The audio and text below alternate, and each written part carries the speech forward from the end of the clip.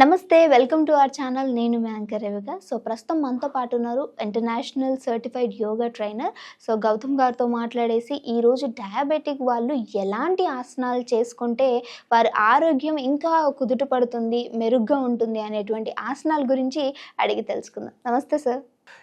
నమస్కారం అండి. Thank you. మంచి క్వశ్చన్ అడిగారు. మీరు చెప్పింది నిజమే. బట్ ఇక్కడ తెలుసుకోవాల్సిన విషయం ఏంటంటే, చాలామంది యోగా చేస్తున్నాం లేకపోతే యోగా చేయాలి అని అనుకుంటారు. బట్ వాళ్ళ దృష్టిలో యోగా అంటే ఏంటంటే జస్ట్ బాడీతో చేసే కొన్ని ఆసనాలు కానీ, లేకపోతే కొన్ని వార్మప్స్ కానీ, లేదంటే కొన్ని సూర్య నమస్కారాలు కానీ, ఇలాంటి దాన్ని యోగా అనుకుంటారు. యాక్చువల్గా ఇది కాదు. ఆ చెప్పిన విషయాలన్నీ యోగాలో జస్ట్ 5% మాత్రమే. అంతకంటే పెద్ద మహాసముద్రం ఉంది, అది బ్రీత్.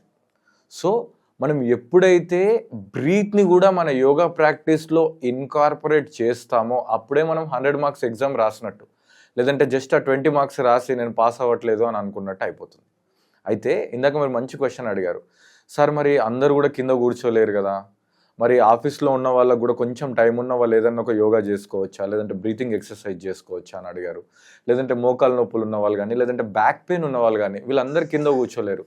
మరి వాళ్ళకి ఎలాంటి బ్రీతింగ్ మీరు సజెస్ట్ చేస్తారు అని మంచి క్వశ్చన్ అడిగారు. సో ఇదంతా మీకోసమే అండి.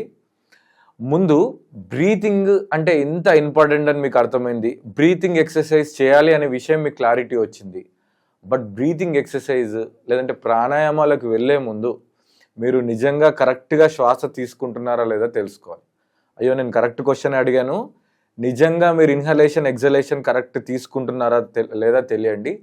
కేవలం మీరు రైట్ ఇన్హలేషన్ రైట్ ఎగ్జలేషన్ చేస్తే చాలు, మీ 50 నుంచి 60% ప్రాబ్లమ్స్ అసలు మీ దగ్గరికి రావు.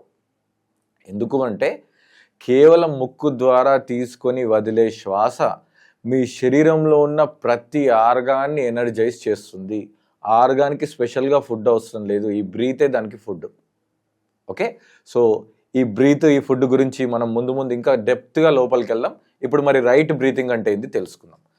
రైట్ బ్రీతింగ్ అంటే తెలుసుకునే ముందు మీరు ఈ వీడియోని పాస్ చేసి అలా కళ్ళు మూసుకొని మీరు శ్వాస తీసుకుంటూ శ్వాస వదులుతూ ఒక 1 minute ట్రై చేయండి.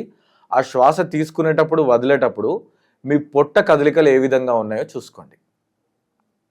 అర్థమైందా? శ్వాస లోపలికి తీసుకోండి, శ్వాస బయటకు వదలండి. ఆ శ్వాస తీసుకునేటప్పుడు వదిలేటప్పుడు మీ పొట్ట ఎలా కదులుతుంది అనేది చెక్ చేసుకోండి. మీ పెన్తో పక్కన నోట్ చేసుకోండి. ఇప్పుడు నేను రైట్ బ్రీతింగ్ టెక్నిక్ చెప్తాను. మీరు చేసింది నేను చెప్పింది మ్యాచ్ అవుతుందా చెక్ చేసుకోండి. మ్యాచ్ అవ్వకపోతే చేంజ్ చేసుకోండి. సో మీ నేవల్ మీద ఇలా 2 చేతులు పెట్టేసి కళ్ళు మూసి ప్రశాంతంగా, ఈ షోల్డర్ మీద స్ట్రెయిన్ రావద్దు అంటే ఇలా ఫ్రీగా వదిలేసేయండి. అలా పెట్టిన తర్వాత మీ మనస్సు చాలా ప్రశాంతంగా ఉండాలి. అంటే ఫేస్లో ఫేషియల్ మజిల్స్ రిలాక్స్గా ఉండి ఒక చిన్న స్మైల్ రావాలి. ఇప్పుడు మీరు శ్వాస తీసుకుంటూ పొట్ట బెలూన్లా బయటకు రావాలి. శ్వాస వదులుతూ పొట్ట లోపలికి వెళ్ళాలి. శ్వాస తీసుకుంటూ బయటకి,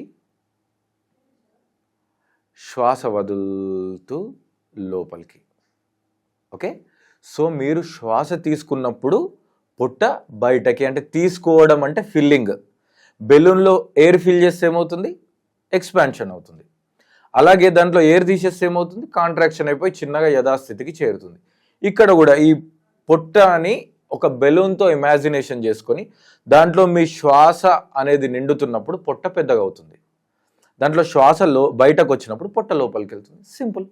ఓకే, సో ఇది మీరు ప్రయత్నం చేసి ఈ ప్రాక్టీస్ చేస్తున్నంతసేపు చేసిన తర్వాత ఎలా ఉంది, నిజంగానే ఈ బ్రీత్ చేంజ్ చేయడం వల్ల లేదంటే బ్రీత్ని చేసుకోవడం వల్ల మైండ్ కూడా రిలాక్స్గా ఉందా లేదా నాకు కామెంట్ బాక్స్లో తెలియజేయండి.